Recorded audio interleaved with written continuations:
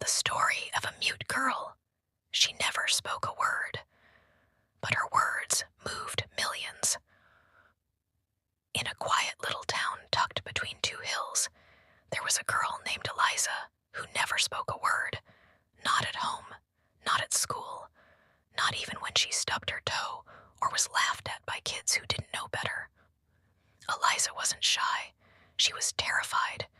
She had selective mutism, a condition that paralyzed her with fear in social settings. To everyone else, Eliza was just that quiet girl, the one who sat in the back of class, scribbling away in her notebook. Her teachers thought she was simply shy. Her classmates thought she was stuck up. But in truth, Eliza was holding on to something no one knew about. She had a secret. Every day, after school, she would race home, toss her bag on the floor, and write. Her words poured out like a flood, raw, honest, powerful poetry that she didn't think anyone would ever hear.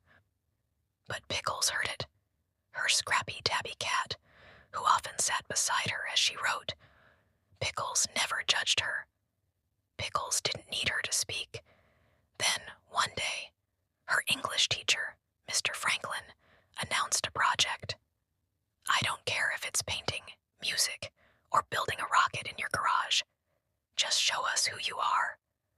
The class groaned, but Eliza didn't groan. She didn't cheer. She just stared at her notebook. She had no idea what to do. She couldn't speak in front of anyone, let alone present anything. But after a few days, she did something desperate. She started a blog, an anonymous one. Under the name Muted Muse, Eliza posted her poetry. Just for fun, or maybe for something more. Then, something strange happened. Her first poem, The Voice Inside Me, was shared on Twitter by someone she didn't know. It was the start of something wild. Her post got 12 likes, then 300, then 12,000. People connected with her words. They poured their hearts into the comments. This saved me today. Who is Muted Muse? Are they a professional writer? I haven't cried like this in years. And Eliza, she read it all in silence. She never told anyone, not even her mom, who thought Eliza spent her evenings watching anime and feeding Pickles too many treats. Then, the day of the project presentation arrived.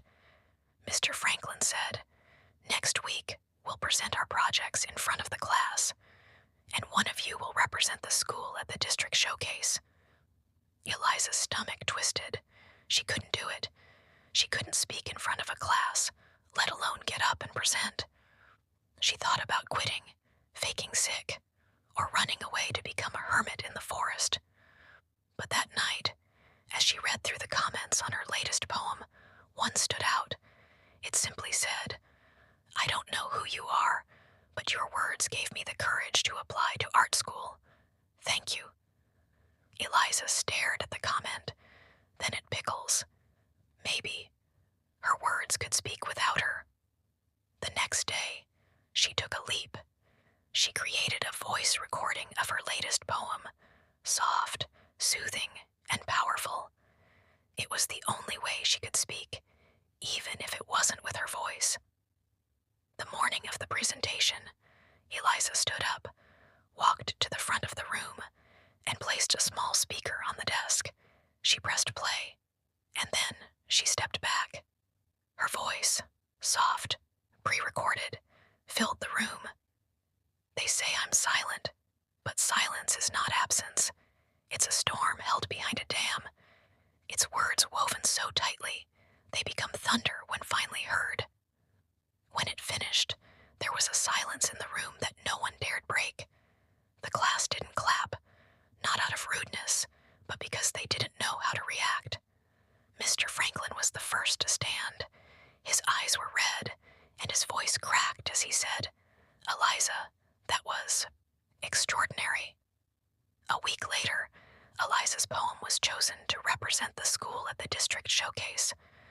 Her anonymous blog gained even more followers. and one of her poems even ended up being quoted at a TED Talk. But the biggest shock came when she woke up to an email one morning. It was from a major publishing company. "Dear Muted Muse, we'd like to offer you a book deal." Her heart raced. The world she had hidden in the quiet of her room was finally coming to light. She had no idea what to say.